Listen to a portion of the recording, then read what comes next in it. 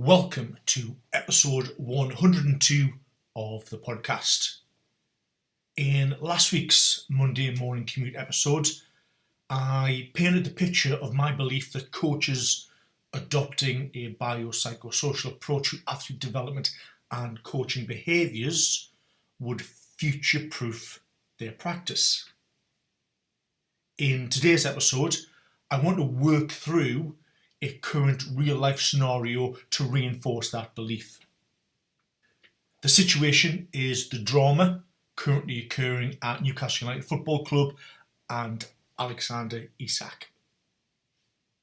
For those of you with a discerning ear, you may have picked up my northeast accent. And full disclosure, I did stand on the Gallowgate, that is showing my age, as a child and young man, but I have no skin in this game. It has been a long time since I was last at St James's Park. I have absolutely no connection with any of the coaching staff at Newcastle, and I've never met Alexander Isak. I do not have any sources at or near the club.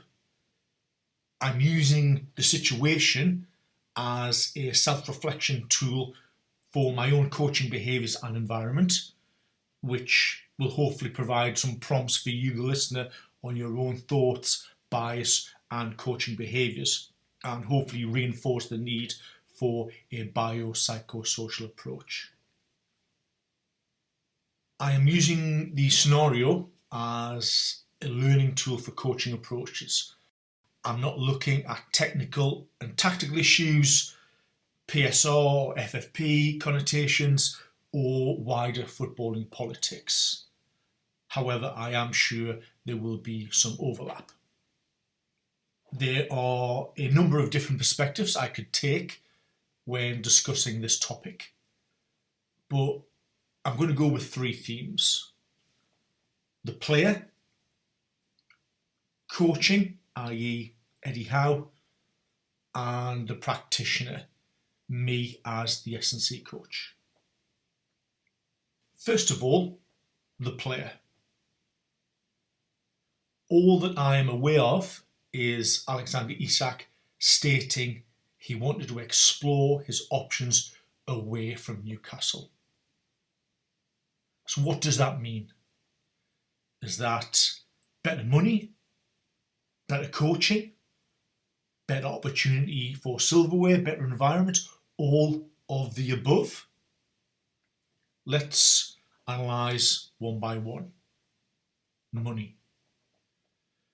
They say footballers and athletes in general have short careers and need to build up as much of a nest egg as possible. Few would argue with that sentiment. But is money the be-all and end-all? From my own career, I can only reflect upon the time that I chased a high-paying salary, and it was the worst job experience I have ever had. The other end of the spectrum, the happiest I have ever been, job-wise, is when I was paid an absolute pittance. But I'm sat here now with a huge smile on my face, thinking and talking about that opportunity. Of course, there was no way that job, no matter how fulfilling it was sustainable in terms of life. But when the monthly paycheck kept my bank manager very happy, it was soul destroying. And why do footballers, especially at the Premier League level, expect to only have to work for 6 to 10 years before being set up for life? However, what if the club promised certain things to Alex, whether that was an increased salary, substantial investment in the squad to increase the likelihood of winning the league, progressing in the Champions League, etc.? If the player feels integrity is lacking in the environment, you can certainly see their point. I have certainly worked with head coaches that have promised the earth and delivered very little. So first reflection point. Is your word your bond? How much integrity do you have as a coach? And how could you prove that to others? Next up, better coaching. Eddie Howe has big shoes to fill in many Geordie's eyes. We've had the pleasure of such luminaries as Sir Bobby Robson and Kevin Keegan at the club managing. However, given the state of the club when Eddie arrived to where we currently are, pushing for top 4 Champions League, many fans have already knighted him and would welcome the moniker Sir Eddie. Footballers often talk about the gaffer and their ability to man manage, and that is often what they reflect upon, not their technical and tactical nous, but the ability to relate to them as an individual and how they can connect the individual to the team, its value, culture and strengths. And that is certainly a strength Eddie Howe seems to have, given the way players within the squad, for example Kieran Trippier, Bruno, Big Dan Burn, speak about him. It was certainly a reason why Sir Bobby was loved during his time at the club. But perception is a powerful factor. I currently work within a school setting. I know the coaches the athletes receive from me superb, considers them as an individual, builds upon long-term development, has scientific principles and adds value. But there will always be a perception from the athletes I work with that are in performance settings, national governing body talent pathways, professional academies, that simply believe because they are in a recognised environment that the coaching will be better. And whilst I recognise my bias in the statement, I know 95% of it is not. I see the coaching they receive, but because that coach has a tracksuit on with a certain badge and initials, the perception is it must be better. Eddie Howe has taken Alexander Isak from a relative unknown to one of the best strikers in the world currently. That is not down to the coaching staff alone. As you've heard me talk about before, I believe performance is a jigsaw puzzle. Essence, psychology, the environment. And those numerous pieces have to be placed correctly in order for that type of development to occur. But you cannot argue Eddie Howe has not done a wonderful job nurturing Alex to his current position and standing. So what is it about the coaching that Isak believes will be better elsewhere? Silverware and winning things. Unfortunately, at this point in time, that's something Newcastle simply cannot compete with. Liverpool look like they could be the dominant force in the Premier League for the next decade, just like Man City and Manchester United before them. Sometimes you have to be honest and say, whilst we are trying, we are simply not there yet. The emphasis on the yet. So self-reflection point. What are you doing to convince those athletes in your environment that they can succeed? And let's talk about the perception of a better environment. That is something that fascinates me and is a big part of my research focus.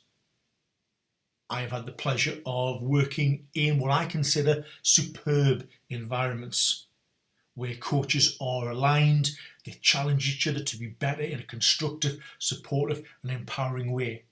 The players are excited to be there, they support each other to grow as an individual and team. I've also had the pleasure of the other side of the coin, where you had to walk on eggshells around certain coaches. Alignment and planning were all over the place. Delivery was shocking. There was no self-awareness. and players were just going through the motions because they could sense what was going on behind the scenes with the coaching staff. Given what has been put out by Newcastle in terms of social media, i.e. the rafting team exercise in Austria, and I know that is only a snapshot and a very positive spin from the club, it looked like a well thought out experience. There was togetherness in the squad. It looked fun, engaging, and it was something different for the players to bond and build that social team identity before the season started.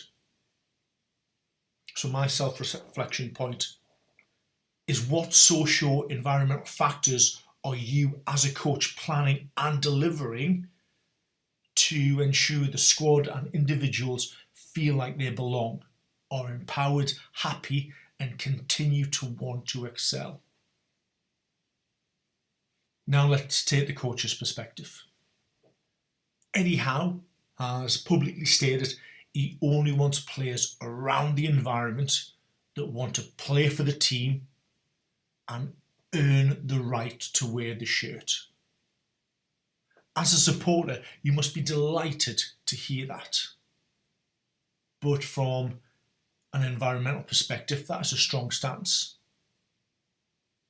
I'm sure if you think about the environments you've worked in, we've all had that experience of one or two players within the environments that are simply poison. And no matter what you do, they just damage what you're trying to accomplish, whether that is in attitude, application, approach, social influence, sense of entitlement, narcissistic tendencies. The coaching staff at Newcastle seem to understand the negative influence the current situation with Isak would have on team dynamics.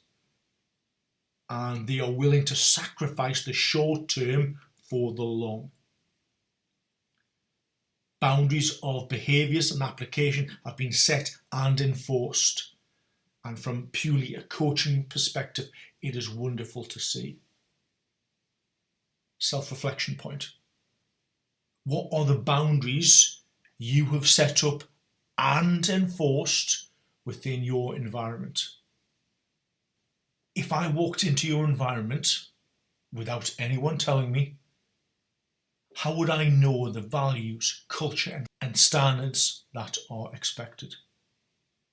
Finally, let's look at this from an individual practitioner perspective. Imagine you are now working at NUFC as an S&C coach for the first team.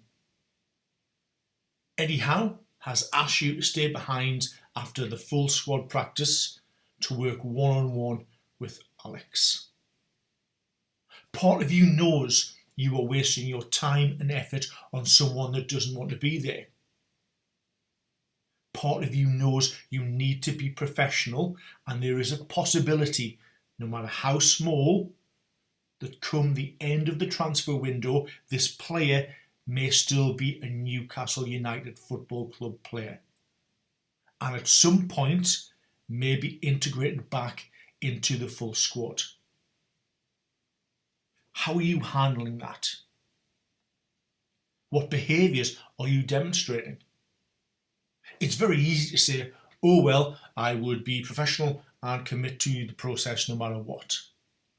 That is very easy to say. But for those of you that have been through that experience, it is extremely difficult. Let's reframe it for the self-reflection.